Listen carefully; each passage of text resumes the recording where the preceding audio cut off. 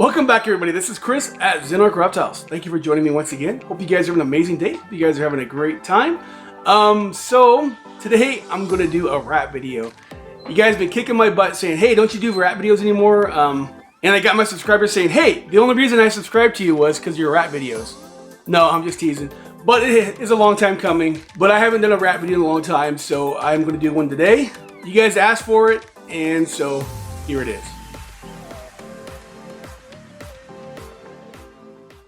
Hey everyone, this is Chris Willis, aka Zenwork with Zenwork Reptiles. My goal is to get you excited about keeping reptiles, breeding reptiles. I've been keeping reptiles since 1999, and I love answering your questions, your comments, and also helping you guys along the way. So sit back, relax, and let's get the show started.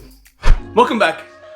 So the reason why I haven't been doing many rat videos, and if you guys watch my videos every day, you'll know, but people have been asking me, and the reason is because I had a rat breeding business and it was doing really well. COVID-19 came along and pretty much destroyed it. Here in Washington, we are a little more crazy about the corona than most people. We kind of go overboard, I think, personally, but that's not nothing I want to talk about. So everybody was afraid to do anything, and I was not selling any rats at all. So I was pumping out 300 to 400 rats a week, and next thing you know, I was getting overpopulated. So I actually had to call a bunch of them and freeze them, and I haven't been breeding them since. All these places I was selling them stopped asking for them. I don't know what they went to, but they didn't ask for them anymore. And so what I did is I stopped breeding pretty much normal rats. I do have a few normal rats down there, but it's not as big as it was. I only pretty much breed African soft furs right now. So that answers that question. People ask me all the time, hey Zenwork, is it worth breeding my own rats? I'll let you judge after I do the math for you.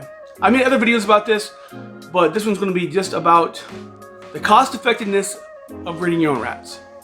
Anyways, if I was using normal rats and I was ordering my rats online, I would be using pups and smalls. Now I do use some large and I do use some other sizes. I do have colubrids, I do have a couple boas, but the main ones I'm going to use are pups for my hatchling, and also I'm going to use smalls for most of my ball pythons. I do have a few that are really big that take mediums, but most of the females take smalls. I'm going to show you the big cheese prices and what it would cost me per snake. The reason why I said big cheese is because I actually use Lane Labs a lot. I used to anyways, but I don't use them anymore because I grow most of my own rats, about 99%. I do buy a few pinkies here and there, which I have a video about. And I can say honestly, about 99% of what I feed my snakes is going to be something I grow. I do buy a few pinkies here and there for my really small colubrids. On big cheese, a pup costs $1.35 each.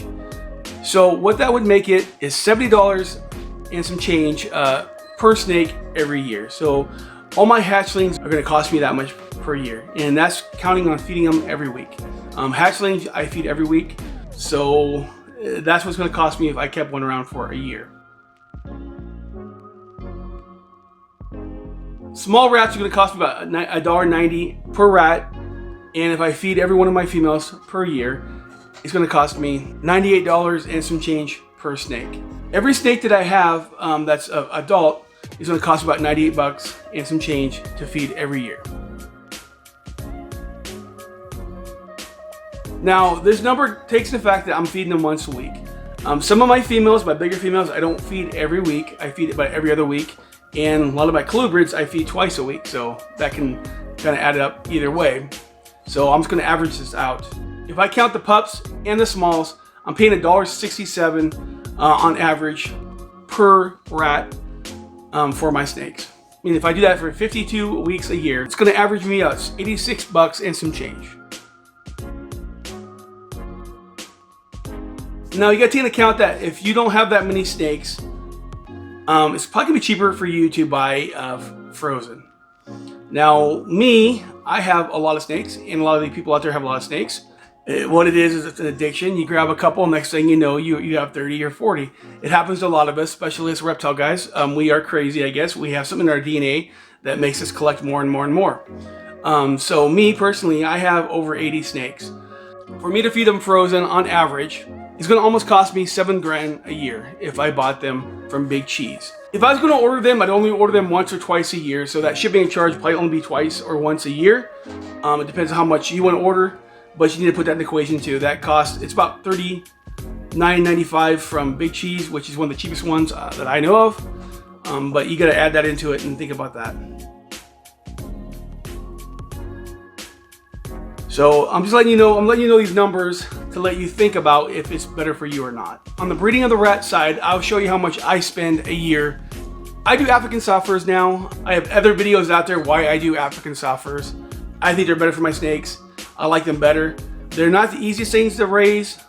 They're not as easy to raise as a normal rat, but I think the benefits are way better, at least for me and my snakes. I do raise some normals because I've said this before in other videos, that if I'm going to sell a hatchling or I'm going to sell an adult female or something like that, I'm never going to feed them African soft furs. I'm going to keep them on normals, and the reason being is I don't believe they can really be hooked on them. I've never seen it. I know they can be hooked on mice because I've seen that in my lifetime quite a few times, but I've never seen one get hooked on African soft furs. I don't want to take the chance of my snake getting hooked on African soft furs and I sell it to somebody else and then they can't feed them because they don't have no African soft furs and they'll starve to death.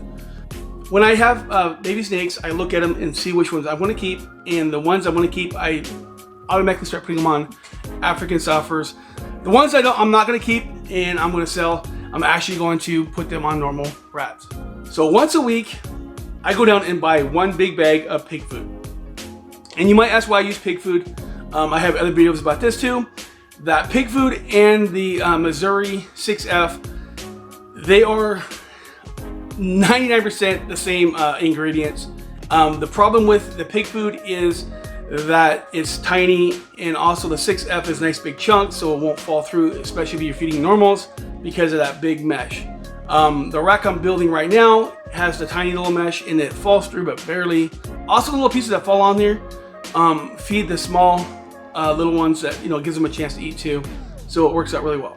I also go buy 2 bags of pine every week, the pine shavings from Tractor Supply. It's pretty cheap. I don't always use 2 bags, but I always buy 2 just to keep them on hand. I like to go a little heavy on the pine. That's just me personally. You don't have to, but I do.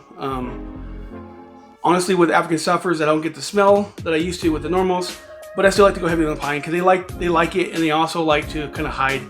Sometimes I'll give them a little bit of grass too, but African soft furs like that. But so I go a little bit more pine than normal, but I go through 2 bags a week. Also, I buy a bag of pine pellets. During the summer months when they don't sell wood pellets for pellet stoves, I buy, it's called stall bedding. It's just little pellets for like horses. I use that. But when winter comes around, I do buy pellet stove pellets because I don't see any difference. They say there's a difference, but I can't tell any difference. All it's in there for is to soak up the urine and keep the smell down. So all those together, once a week, I spend about $33 and some change once a week.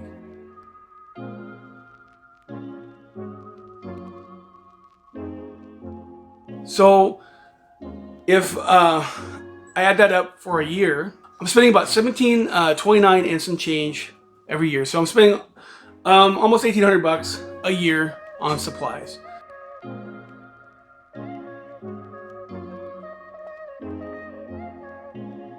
And also, I do probably spend more if you want to count all the vegetables I give them. Most of the vegetables I get, I either buy them carrots or things like that, but I also give them all my leftover vegetables, the ones that are about to wilt and go bad, so we give those to them all the time. A lot of the things I give them is things I'm going to throw away anyways. I'm not saying I give them rotten, moldy vegetables, but the vegetables that, you know how they get, sitting around, you don't eat them, I give them to them, but I do buy carrots for them too.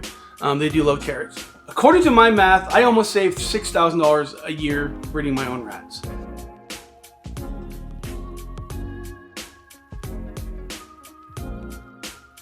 There's lots of benefits to breeding my own rats. I mean, I think they're healthier.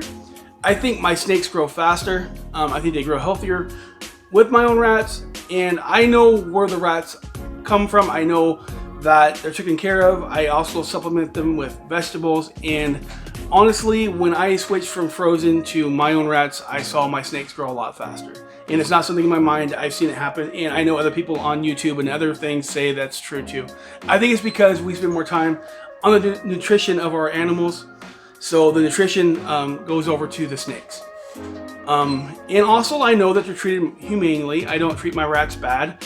They do end up becoming food, but up to then I do treat them very well. I do love rats. I don't like ASF rats as much as I do normal rats. Normal rats I really love, and that's one thing I didn't like feeding my normal rats because I think they're so smart and intelligent, and I really like them as pets. But the African sufferers, they're a little mean, but still I don't like hurting any animal.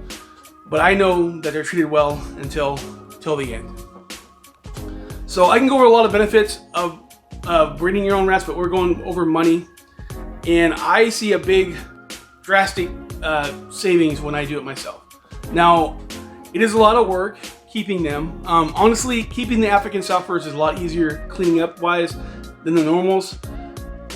But it's still a lot of work. I mean, I work 40 hours a week, and I have to come home, or someone has to in my house clean the rats. So think about that. It is a lot of work. So if it is cheaper for you to buy frozen, or you have the money and you want to buy frozen because you don't want that extra work, go for it, you know. But me, $5,000 is a big, drastic fee. I mean, I can afford $5,000, not the point, but I know that my snakes are getting healthier rats, and that's why I do it. Before, when I had a business, I was growing them, I spent a lot more money on supplies, but right now I'm just keeping a small colony, enough to feed my rats, and this is what it's costing me, and this is what it's saving me. You guys always ask me, should I grow my own rats? And I definitely think so. I personally think it's worth it. For me, I know my snakes are healthier. I think it's worth the extra work. I hope that helps out, guys. But anyways, that's my honest opinion. I think it helps me out. It might help you out too, if you're willing to do the work. And you know, the setup cost does cost. But here's the numbers, and you can see for yourself if it works for you. Anyways, guys, if you wouldn't mind, check out some other videos right here. Also, hit the subscribe button. I do love you guys. I do appreciate you guys. Thank you guys for being a part of my family, part of my channel. Anyways, just keep on working hard, and I'll be buying snakes from you. Anyways, guys, later. Peace.